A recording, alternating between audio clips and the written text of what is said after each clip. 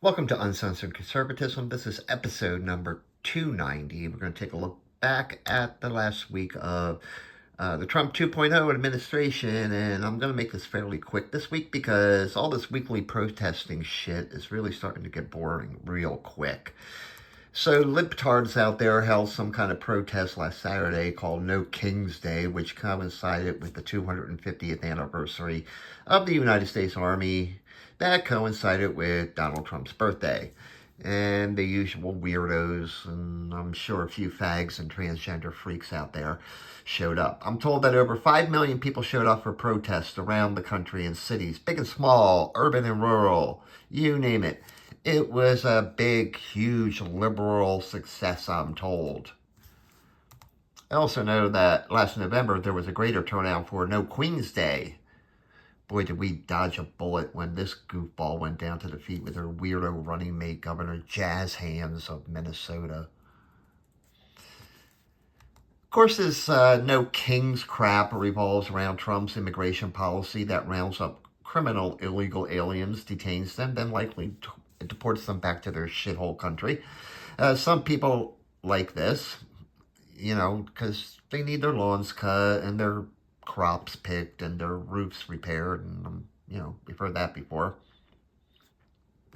Of course, we all know those protests out there in California were grassroots, what with their professionally done signs, their Mexican flags, and their rather expensive masks. Now here's the funny part. One investigation traced back to an immigrant rights group in California. And here's the funny part. This group has received government funding from the state of California and from Biden's federal administration. You can't make this shit up. That's your tax dollars at work, folks. Throwing rocks at police cars from overpasses. And this is the state of California. You can't surf alone in the water because of the Wuhan flu, but you can peacefully protest by throwing bricks at cop cars and burning cars. And by the way, you notice the cop here? He's in a mask.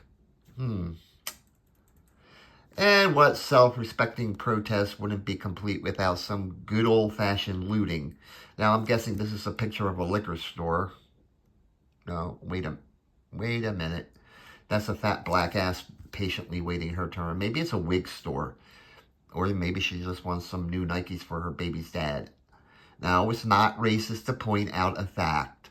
She has a fat ass. She is black, and blacks target liquor stores, wig shops, and any place that sells Nikes when they loot.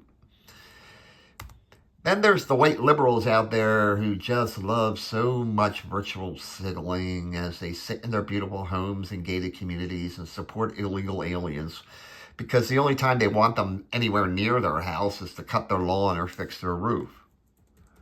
And it makes you wonder whether diversity really is a strength. I guess it is until diversity gets a little too close to you.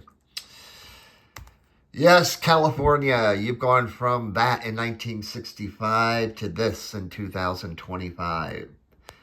The state has been remade in the image of an illegal alien flying a Mexico flag on top of a vandalized cop car. Way to go out there. And the poor black people, now it's MLM, not BLM. You see, Trump does support black lives. It's the Mexican lives he doesn't care about. Oh yeah, so Israel bombed the shit out of Iran, so the liberal, this is a bad thing, and apparently Iran having a nuclear weapon is now a good thing. But because Israel is a Jewish state, and liberals seem to dislike Jews, expect some support from Iran. Excuse me, which means that the Mexicans will have to take a back seat, which pushes the blacks further to the back of the bus. And, of course, we all know the media is super gaga over these mostly peaceful protests. That summarizes it in a nutshell. Oh, my God, allergies. Now, Iran is sort of at a crossroads here. They have no air defense. A lot of their infrastructure is destroyed, and Israel has taken out their propaganda outlets. So what's a poor Ayatollah to do when his senior command has been turned into sliced salami?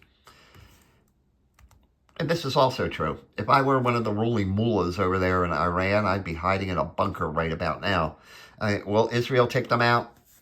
I kind of doubt it, but it would be cool if they did, and I wouldn't complain one bit. So, former FBI Director James Comey found this on a walk on a beach the past week. And oh my God, I almost forgot. It was still Pride Month. The poor transgenders and homos and rug munchers, we almost forgot about them and their pride, what with everything else going on. I mean, Israel and Iran fighting, ICE raids and protests, King's Day, or no King's Day. I don't know. If I were gay, I'd be kind of pissed off right now. And I almost forgot that Greta Thunberg has left Israel now, so there's still a little war going on over in Gaza. Oh yeah, back to the gays and transgenders. By the way, did you hear the Supreme Court rule that states can pass laws against gender-affirming care for minors? Time to call a Forever Queen's Day.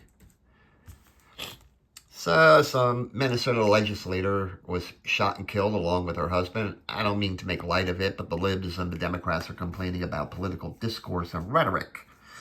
I don't know of too many conservatives or Republicans organizing and egging on violence against ICE agents or calling for a no libtard national protest. I'm just saying, don't see or hear it out then. Then again, how can you rationalize with any shred of logic anything any Democrat or liberal says or believes? You can't. It's just an impossibility. Sort of like a mental illness. Over at the DNC, certified pussy David Hogg is now out of a job, but thankfully for this little cocksucker, he's found a new one. I guess that Harvard education is really paying off. And Democrats, why are your women so fucking ugly? Seriously, look at these eyebrows, folks. This is not a nice look. What the hell? Almost forgot about Juneteenth also, probably the most stupid national holiday ever. You know what? As is my tradition on June 19th, I free 2 of my slaves. I'm now down to 7. At this rate, I won't have any in 5 years, and that sucks. And it is a shame we banned both Aunt Jemima and Uncle Ben. I mean, look at those faces. They look like nice, innocent black people. Fine representatives of the black community. Like, Aunt Jemima sweetened everyone's breakfast with her syrup and pancake mixes, and Uncle Ben provided many a fine rice dish. But they were jettisoned in the name of civil rights. This is a travesty. It must be reversed. And finally, like I said, this would be short. In Second Amendment news, I present her, this young conservative sporting a firearm. And I know she's conservative because, first of all, she's good looking. Second, she has a gun in her hand. Third, her hair is not dyed pink or blue. She doesn't have a nose ring, and I can't see any tattoo like, the tattooed lady on page 7 of Ripley's Believe It or Not magazine, although I suspect a discreet tattoo somewhere in a discreet location, which is fine by me.